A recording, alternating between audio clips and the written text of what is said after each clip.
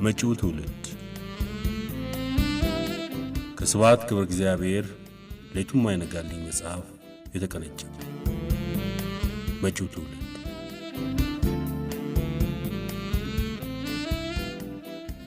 እየመሸ እየነጋ ቀናቱ ሲያልፍ ማሚትና ክንፈ በሙሉ ስምምነት መኖርን ተማሩ። እሷም በበኩሏ ለገንዘብ ስል ነው እያለች እንደፈቀዳት ወንድ ትቀያይራለች። እሱም በማይሆን ጊዜ እየመጣሁብሽ ገበያሽን ከመዘጋብሽ እያለ እንዳፈቀደው ሴት ይቀያይራል።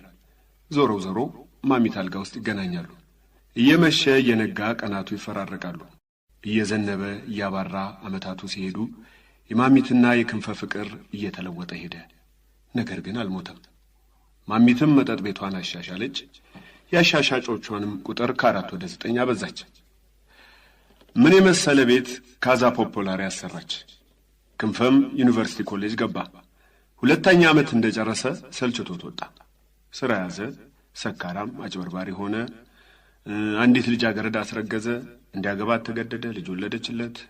ከስራ አስወጡት። ሌላ ስራ ያዘ።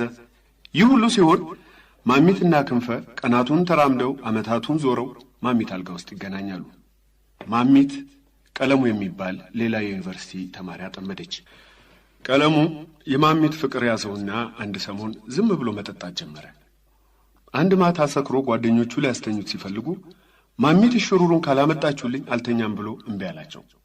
ሌላ ቀን ማሚት ይህን ስትሰማ ጊዜ ወደ አልጋው ወሰደችው። ጾመ ልጓሙን ፈታችለት።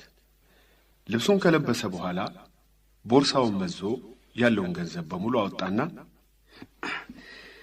ያለኝ ይሄው ነው። 80 ብር አይበዛ? አንሱ እንጂ የሚገዛኝ ባገኝ ነፍሴንም እሸጣት ነበር። ለምን? ቆንጆዬ ነሻ፣ የሸጋ መጨረሻ ነሽ። እጁን ታጥበው ነው የፈጠረሽ። የ100 ሴቶች ውበትና የ1000 ሴቶች ደም ግባት ሰጥቶሻል። ድንቡሽ የገላ ሽንኩርት ነሽ። ኢየሩሳሌም ነሽ። አንተም ቆንጆዬ ነህ። የት ነው የምትማረው? ዩኒቨርሲቲ ኮሌጅ። ስንት ዓመት ነው? ብዙ ነው። ለ21 ፈሬ።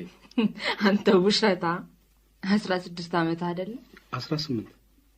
ጽሜን እንኳን መላጨት ከጀመርኩ ዘመን የለኝም።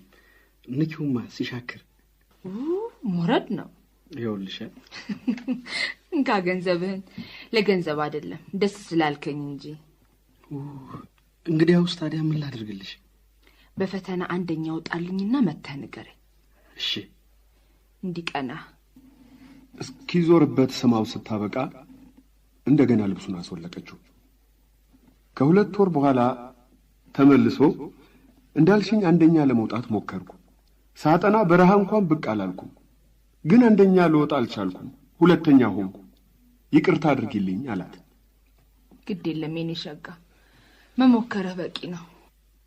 ና ምን ያህል እንደምትወደኝ ያሳየኝ እስቲ።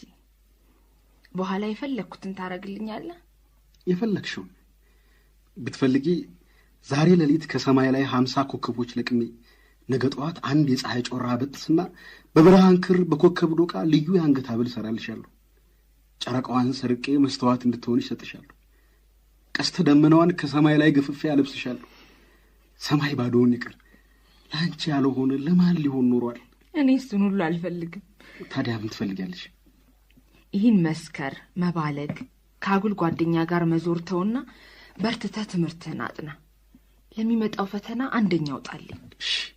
እሺ አይኔ ብርሃን፣ የልቤ ሙቀት።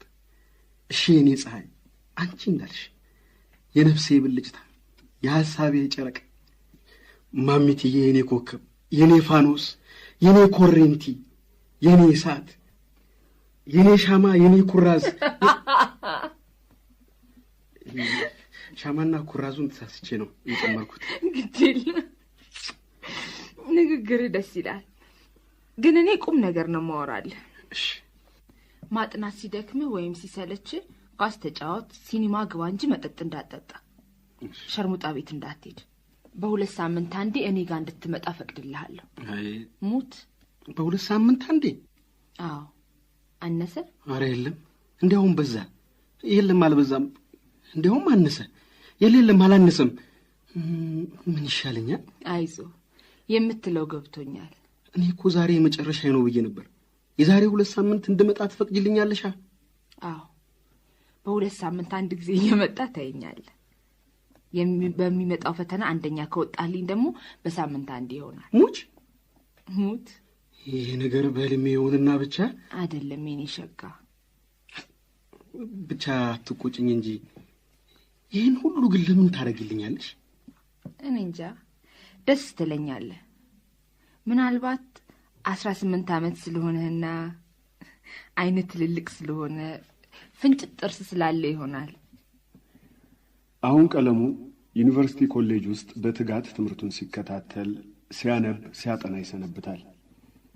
የመንግስተ ሰማያት ማታ ሲደርስለት ገላውን ታጥቦ ልብሱን ለውጦ በምኞትና በመጓጓት ልቡ እየዘለለ ማሚት ሽሩሩ ቤት ከተፍ ይላል። ጉይዶ ቤት ራት በልተን ቡና ስንጠጣ ነበር። ክንፈ ይህን ታሪክ ስነግረው ሲስቅ ቆየና ቀስ በቀስ ያዝን ጀመር። ላጽናናው ሞከርኩ። አንተን ስለመሰላት እኮ ነው። እሱን ከመበላሸት ስታድነው አንተን ያዳነች ይመስላታል። ምን ያህል እንደምታፈቅር ይታየኛል። ግን አንተም የማይታየ ነገር አለ። እንግዲህ እኛ መጪው ትውልድ መሆናችን ቀረ፣ ያጂው ትውልድ ነን። አዲሱ ትውልድ የኛን ቦታ መውረስ ጀመረ። ልጅነትን ጨበጥ ነው ስንል እንዴት ካጠገባችን እንደተፈተለከ ተመለከትክ? ጊዜን ስንሸሸው እንዴት እንደደረሰብን። እንግዲህ እርጅናን መሸሽ እንጀምራለን። አንድ ቀን ስንነቃ እሱም ተራውን እንደ ሎሚ ይዞ ሲጨምቀን ሲያጨማድደን እናያለን። ቀጥሎ ቅድም አንድ ትንሽ ልጅ አባባ ስንት ሰዓት ነው አለኝ። እኔ ደግሞ ትላንት አውቶቡስ ውስጥ አንዱ ተማሪ ወንበር ለቀቀልኝ። ባለፈው ሳምንት ማሚት ጸጉሯ ውስጥ አንድ ሽበት አገኘች እና መሳቅ ከተወች ይኸው ሳምንት ሊሆናት ነው። አለመወለድ ይሻል ነበር ይመስልሃል? እንጃ። እስቲ የሚያሳስቅ ነገር ተናገር። ከዚህ ሁሉ መሸበር በኋላ፣ ከዚህ ሁሉ መጨነቅ፣ ከዚህ ሁሉ መፍጨርጨር በኋላ ምናልባት ፈጣሪን ብናገኘው ምን ወቅሰው ይመስላል? እንጃ። የሚያሳስቅ ነገር አጣህ? በቃ አጣሁ። በልቶ ገንዘብ ይዘሃል? አዎ። ባባት ሄደን እንስከር። ልጅነታችንን የወጪን ጋብዘው። ተነስ እንሂድ። እርጅና በር ሳያንኳኳ እንዳይሰማን ሰክረን ልጅነታችንን በጓሮ በር ሸኘ ነው። ሳንስመው ተሰናበት ነው። የት አግኝተህ ነው እንሳሙ?